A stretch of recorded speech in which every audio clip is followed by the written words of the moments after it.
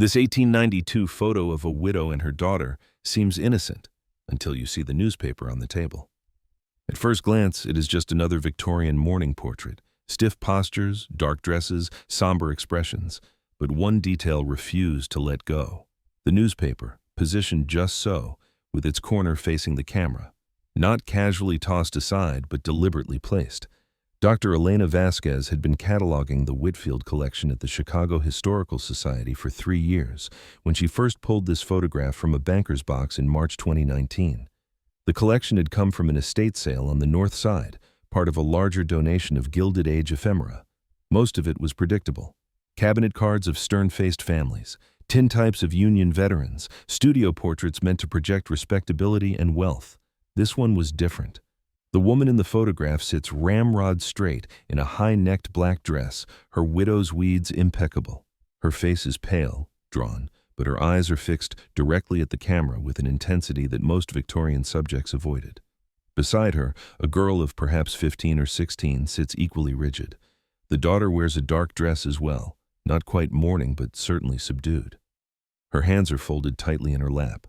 Her expression is harder to read. Not grief exactly, something closer to fear. But it is the table that pulls the eye.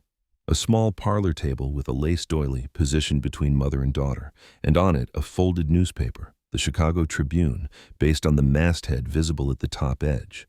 The fold is precise, almost architectural. One corner of the paper faces the camera lens directly, and there, in the lower right quadrant of the visible page, a classified advertisement is partially in view. The text is small but legible with magnification. Seeking respectable young girls for domestic positions. Good wages, room and board provided. Apply in person. Mrs. E. Harrington, 412 South. The rest is cut off by the fold. Elena adjusts the magnifying lamp over her desk.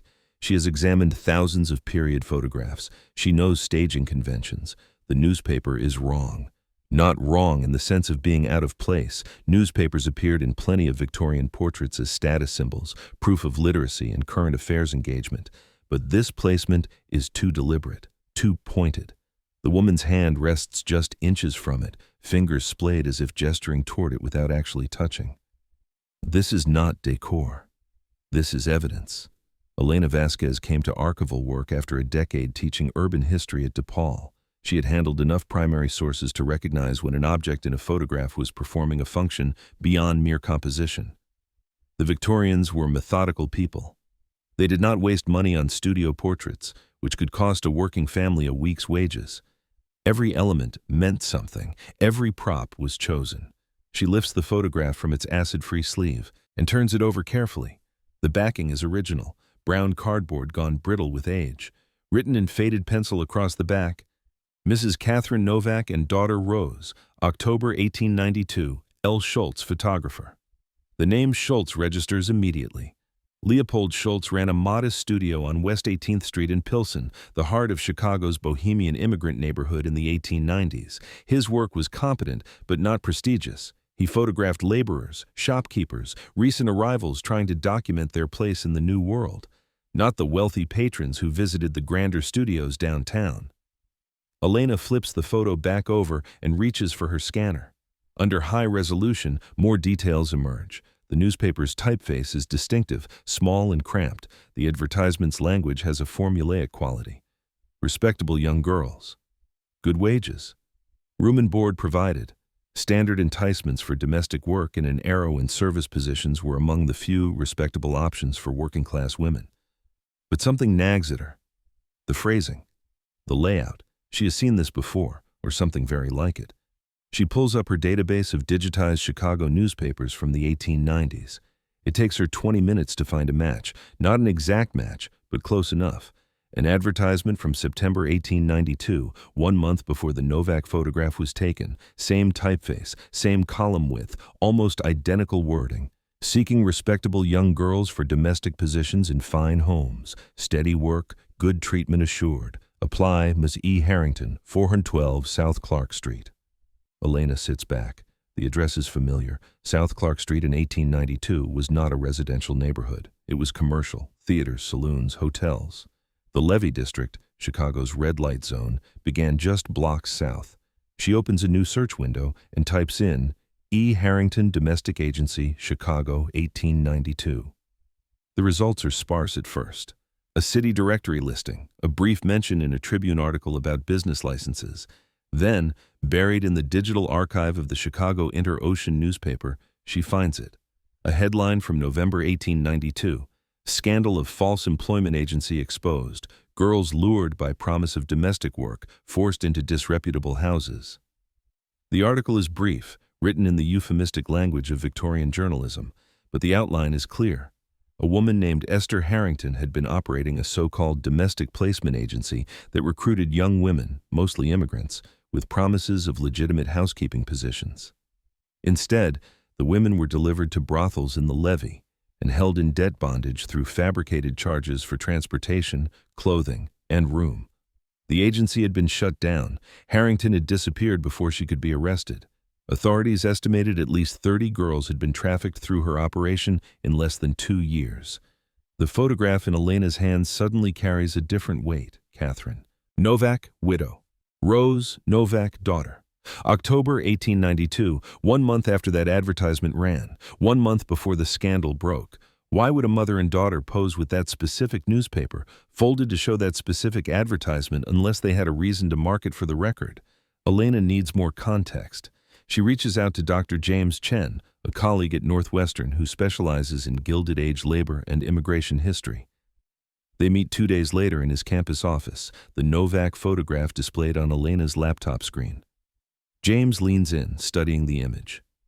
Pilsen neighborhood, 1890s. Bohemian immigrants, probably Czech. What's the backstory? Elena walks him through what she has found. The widow, the daughter, the newspaper, the advertisement, the trafficking scandal. James nods slowly, his expression darkening. This fits a pattern, he says. Chicago in the 1890s was a nightmare for working-class immigrant families, especially women. The city was exploding. Population doubled in 20 years. Jobs were plentiful but predatory. Domestic service was considered respectable work, one of the few options for young women that didn't involve factory labor. But the placement agencies were barely regulated. Some were legitimate, some were fronts. He pulls up a map on his computer, overlaying historical boundaries onto modern Chicago. The Levee District here, First Ward, was essentially a criminal enterprise protected by aldermen who took payoffs. Brothels operated openly. The traffickers who fed that system used various methods. False employment agencies were common. They'd place ads in immigrant newspapers in languages the girls could read. They'd promise good wages, safe conditions, respectable homes. Once a girl showed up, there were a dozen ways to trap her. Debt for the placement fee, threats to report her to immigration authorities, threats to her family, physical force. Elena feels a chill. So Catherine Novak sees this advertisement, realizes her daughter is being targeted or has already been approached. Possibly. Or Rose went to the agency herself looking for work, got scared, got out before it was too late. James taps the screen. Look at the mother's hand positioning. She's not just near the newspaper. Her fingers are spread, almost like she's presenting evidence in a courtroom. And the daughter, her posture. She's not looking at the camera with the usual Victorian stoicism. She looks traumatized. Elena makes a note to check police records. If Catherine Novak tried to report this, there would be a paper trail, but she already suspects what she will find. The Chicago police in 1892 were notoriously corrupt, especially in matters involving the levee. Investigations were routinely quashed, complaints disappeared, families were told to keep quiet. Back at the Historical Society, Elena dives into the archives. She starts with the obvious resources. The 1892 Chicago City Directory lists a K. Novak at 1847 South Throop Street, in the heart of Pilsen, widow. No occupation listed. The 1890 census gives more detail. Catherine Novak, age 38, born Bohemia, immigrated 1878. Husband, Jan Novak, deceased. Daughter Rose, age 14. Son Joseph, age 11. Elena checks death records. Jan Novak died in February 1891, age 41. Cause of death, injury sustained in stockyards accident. The family would have lost their primary breadwinner overnight. Catherine would have been desperate for income. Rose, the eldest child, would have been expected to contribute. The pieces are assembling. A widow trying to support 2 children, a teenage daughter who needs to find work, an advertisement promising respectable employment, a system designed to exploit exactly this kind of vulnerability. Elena contacts the Chicago Police Department archives, hoping for incident reports or complaint records. What she finds is more frustrating than illuminating. Complaint logs from the First Ward in 1892 are incomplete. Entire months are missing. The entries that survive are often vague. Disturbance, South Clark Street. Complaint regarding female person, matter resolved. Nothing filed under the name Novak. But she does find something else, a notation in a precinct ledger from October 12, 1892. Woman reporting criminal activity, no evidence, advised to seek legal counsel. No name recorded, just the date. October 12th, the Novak photograph is dated simply October 1892, no specific day. But Leopold Schultz's studio ledger, which Elena obtains through the Chicago Photography Archive, lists the Novak sitting on October 15th, 3 days after a woman was turned away from the police station without an investigation. Elena sits in the archive reading room, the ledger open in front of her, and feels a wave of recognition. Catherine Novak went to the police. They dismissed her. So she did the next best thing. She went to a photographer. In an era before women could reliably access legal protection, before investigative journalism routinely exposed such crimes, before victim advocates existed, Catherine Novak created a record. She paid for a studio portrait, a formal document. She brought the newspaper, the evidence of the predatory advertisement. She staged the photograph to show herself and her daughter together, alive, documented. She made sure the newspaper was positioned so the advertisement was visible, unmistakable. She was building a case in the only way available to her. Elena reaches out to Dr. Sarah Fielding, a historian at the University of Illinois who has written extensively on women's agency and resistance in the Gilded Age. They meet at a coffee shop near campus, Elena bringing printed copies of the photograph in her research notes. Sarah studies the image for a long moment. "This is extraordinary. Do you know if the daughter was actually taken?" "I don't know yet. I'm still trying to track what happened to the family after 1892. But the mother clearly believed her daughter was at risk, and she was right to be afraid." Sarah pulls out her own notebook, flipping to a page marked with references. There's been some recent scholarship on this. Trafficking through false employment agencies was a documented problem in every major American city during this period. Chicago was one of the worst because of the concentration of immigrants and the level of police corruption. The agencies specifically targeted girls who were newly arrived or from families in economic crisis or who didn't speak English well. The Bohemian community was heavily targeted because they were one of the largest immigrant groups in Chicago at the time. She looks up at Elena. "What I find remarkable about this photograph is the mother's intentionality. She's not passive. She's not just a victim of circumstance. She's actively creating evidence. That takes extraordinary courage, especially for a woman in her position. A widow, an immigrant, probably no political connections, no money. She would have known that most people wouldn't believe her, but she documented it anyway." "Why?" Elena asks. If she knew the police wouldn't help, if she knew the system was stacked against her, why go to this expense and effort? Sarah considers. Maybe she thought someone, someday, would look at this photograph and understand. Maybe she wanted her daughter to have proof in case something happened. Maybe she just needed to do something, anything, to fight back in the only way she could. We can't know her exact reasoning. But the photograph itself is an act of defiance. Elena returns to the Historical Society with a new focus. She needs to find out what happened to Rose Novak. The trail is harder to follow than she expects. Rose's name doesn't appear in marriage records for Cook County through the end of the century. She's not listed in city directories. She doesn't show up in later census records under her maiden name. For weeks, Elena hits dead ends. Then she finds a reference in an unlikely place. The membership rolls of Our Lady of Sorrows Church in Pilsen, archived at the Archdiocese of Chicago. Catherine Novak is listed as a parishioner, and in December 1892, 2 months after the photograph was taken, there's a notation next to her name. Family relocates to Cicero. Cicero, then a separate town west of Chicago, had a substantial Bohemian population. Elena searches for the Novaks in the 1895 Cicero directory. She finds them: Catherine Novak, widow, son Joseph, and Rose, now listed as age 18, occupation, seamstress. Rose survived. She stayed with her family. She learned a trade that could be done from home under her mother's protection. The photograph, it seems, did its job. It marked a boundary. It said, "This girl is accounted for. This girl has a witness. This girl is not yours to take." But the system that tried to take her continued operating. Elena knows this. The exposure of Esther Harrington's agency in November 1892 barely made a dent in Chicago's trafficking networks. Within months, similar agencies were operating under different names. The Levee District continued to flourish until reform efforts in the 1910s, and even then, it never fully disappeared. It just moved, evolved, adapted. Elena begins to dig into the broader context of the Harrington Agency. She finds records at the Newberry Library in the papers of the Illinois Bureau of Labor Statistics.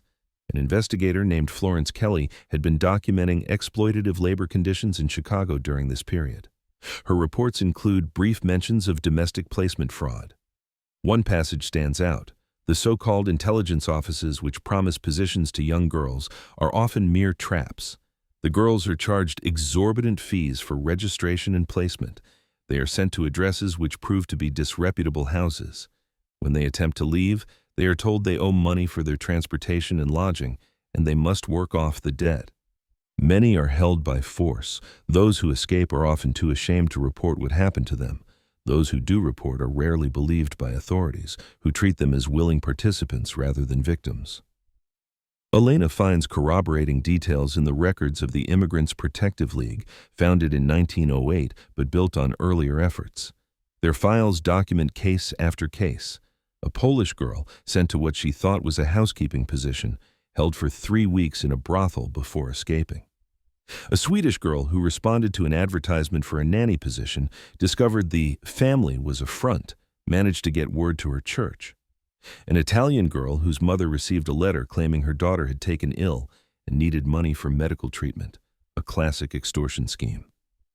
The pattern is consistent: vulnerable families, predatory advertisements, coercion masked as employment, and authorities who at best did nothing and at worst were complicit.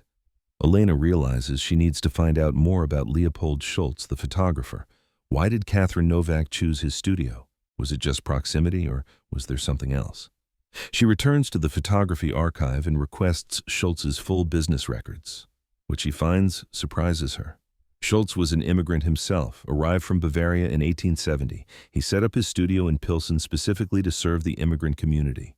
His prices were lower than downtown studios. His advertisements were printed in German and Czech, and in 1893, 1 year after the Novak photograph, he testified before a city council committee investigating police corruption in the First Ward. The testimony is brief but pointed. Schultz stated that he had been approached multiple times by ward enforcers who demanded he stop photographing certain subjects. He refused. He stated that several of his customers had come to him specifically requesting photographs as documentation of crimes they could not get police to investigate. He stated that he considered it his duty to provide this service. The council took no action. But Schultz had gone on record. He had made his position clear. His studio was a place where immigrants could create evidence when the legal system would not. Catherine Novak would have known this. In the tight-knit bohemian community of Pilsen, word would have traveled. If you need proof, if you need a record, go to Schultz. He will help you. Elena now has the pieces of the story, but she knows that understanding the past is only the first step. The photograph is part of the Historical Society's collection. It is currently stored in an archive box, uncatalogued, unseen. The official narrative, such as it exists, is a brief penciled note on the back. Mrs. Catherine Novak and daughter Rose. That is not the story.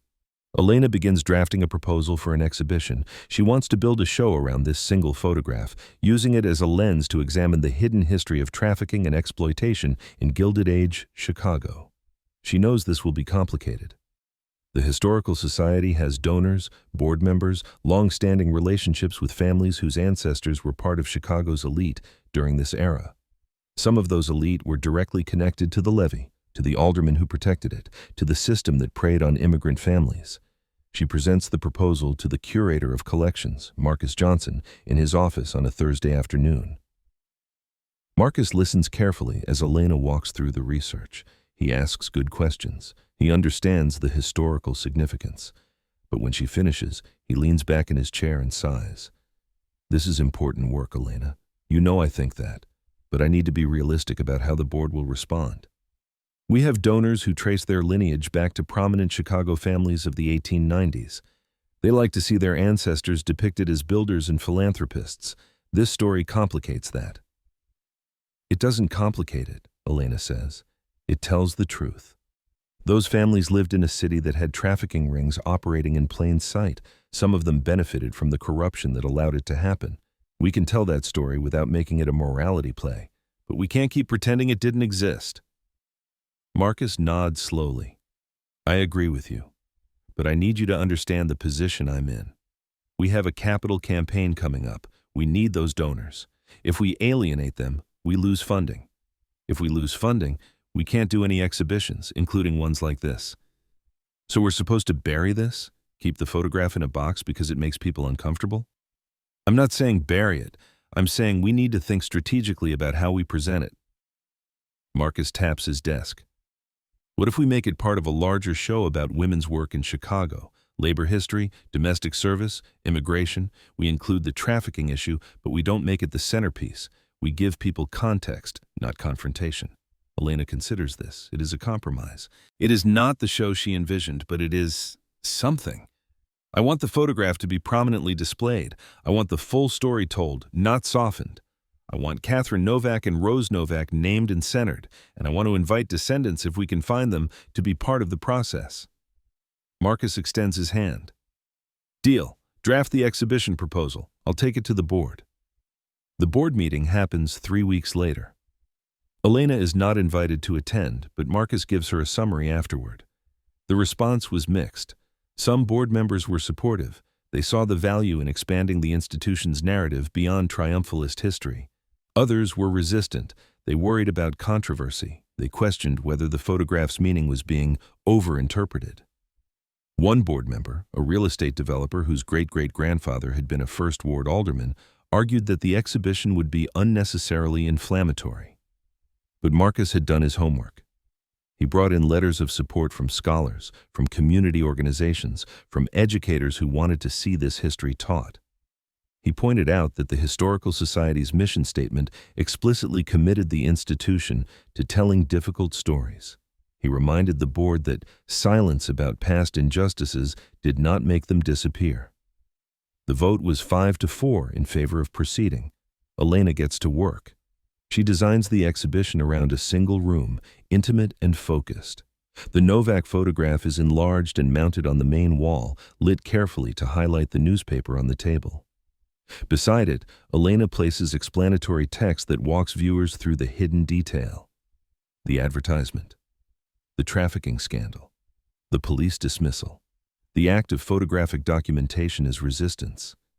She includes the broader context. Maps showing the Levy District in Pilsen, newspaper clippings about the Harrington Agency and similar schemes, excerpts from Florence Kelly's labor reports, testimony from survivors pulled from Immigrants Protective League records, anonymized but powerful, statistics on domestic service and immigrant labor, a timeline showing how long these systems persisted. And she includes Leopold Schultz's testimony before the city council, framed as an example of how some individuals found ways to support resistance even within a corrupt system. The most delicate task is reaching out to possible descendants. Elena finds a genealogical trail through church records and land deeds. Rose Novak married in 1898, taking the name Rose Kowalski. She had 4 children. One of her granddaughters, Mary Ellen Kowalski Hayes, is still living on the South Side. Elena calls her, explains the project. There is a long silence on the other end of the line. I knew my great-grandmother when I was very young, Mary Ellen says finally. She died when I was 7. She was very quiet, very serious. My mother always said she'd had a hard life, but no one talked about details. We thought it was just the usual immigrant story. Hard work, poverty, making do. Your great-great-grandmother Catherine tried to protect her, Elena says gently. She went to the police when Rose was threatened. When they wouldn't help, she created this photograph. She made sure there was a record. Another long silence. Then Mary Ellen says, "I'd like to see it, the photograph. Can I come to the museum?" Mary Ellen visits on a cold afternoon in November. Elena meets her in the exhibition space, which is not yet open to the public. They stand together in front of the enlarged photograph. Mary Ellen stares at Rose's face for a long time. "She looks scared," she says quietly. "I never thought of her as scared. When I knew her, she was old and she seemed very strong, very certain. But here, she's just a girl. Your great-great-grandmother was trying to keep her safe. This photograph was her way of fighting when the system gave her no other tools." Mary Ellen nods. "They never talked about any of this, not in my family. We just knew Rose grew up in Pilsen, got married, had kids, worked hard. The usual story. But there was always something, I don't know, something heavy in the way she looked at you. Like she was seeing more than what was in front of her." "Would you be willing to share your family's story as part of the exhibition?" Elena asks.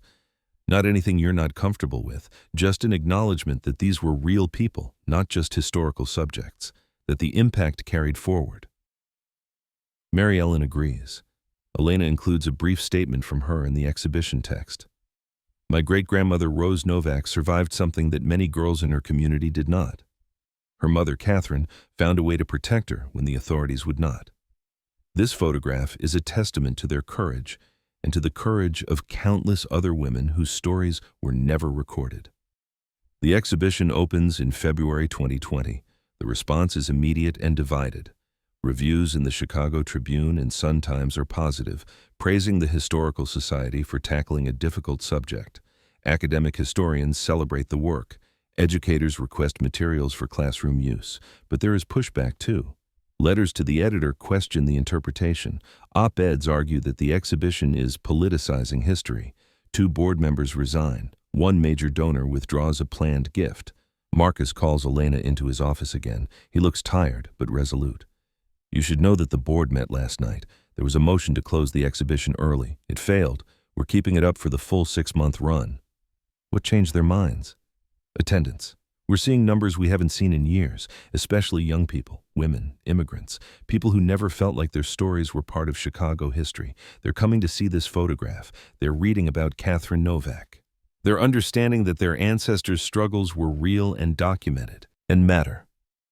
He allows himself a small smile. "Also, 3 news outlets have requested interviews. The visibility is good for us." Elena nods. "And Mary Ellen? How is she doing with all this?" "She came to the opening, brought her whole family, her grandkids. She said it was the first time she felt like her great-grandmother's life meant something beyond just survival." The exhibition runs through July 2020. More than 15,000 people view it. It generates a traveling version that goes to universities and libraries across the Midwest. It becomes part of the Historical Society's permanent collection, and the Novak photograph is now one of the most requested images in the archive. Scholars begin citing it in papers about women's resistance, immigrant history, and the visual documentation of crime. A documentary filmmaker includes it in a series about hidden histories of Chicago. High school teachers use it as a case study in analyzing primary sources. Elena receives emails from researchers asking about similar photographs. They've started looking at their own collections differently. A curator in New York finds a portrait of a Chinese woman holding a handkerchief with embroidered symbols that turn out to be markers of debt bondage. An archivist in Philadelphia discovers a photograph of black domestic workers with their employer, where the staging reveals the power dynamics in ways the family hadn't intended. A museum in Los Angeles re-examines a photograph of a Japanese family before internment, noticing details that speak to their resistance and preparation. The pattern repeats. Photographs that were cataloged as simple portraits turn out to be complex documents. Objects that seem decorative carry messages. Expressions that look neutral reveal fear, defiance, determination. The people in these images were not passive subjects. They were fighting back in the only ways available to them. Portraits are never neutral. They are constructed, staged, controlled. In the Gilded Age, when photography was expensive and formal, every element mattered. The wealthy used photographs to display power and respectability, to create a public image that erased the exploitation their wealth was built on. But sometimes, The people with less power found ways to use the same medium against them. A newspaper positioned just so. A hand gesture that carried meaning. An expression that refused to perform the expected role. Catherine Novak understood this. She could not get the police to investigate. She could not stop the trafficking networks. She could not protect every girl in her community. But she could protect her daughter. And she could create a record that someone, someday, might see and understand. That photograph has now been viewed by thousands of people. It has been studied, analyzed, cited, and shared. Catherine's act of defiance in October 1892, staged in a modest photography studio in Pilsen, has rippled forward across more than a century. How many other photographs are waiting in archives, in museum storage, in family albums holding stories that have never been read? How many other mothers, daughters, sisters, workers, immigrants, enslaved people, and survivors used the camera's documentary power to leave evidence of what was done to them and what they did to resist? Every portrait in a textbook, every image on a museum wall, every old photograph dismissed as merely decorative could be evidence of something darker or a record of resistance, or both. The work of rereading these images is ongoing. It is a way of restoring agency to people who had little when the camera clicked. It is a way of insisting that their stories, their strategies, their survival are not footnotes, but central to the history we think we know. The photograph of Catherine and Rose Novak still hangs in the Chicago Historical Society. The newspaper is still visible on the table. The advertisement is still there, half hidden, deliberately placed, and now, finally, people see it.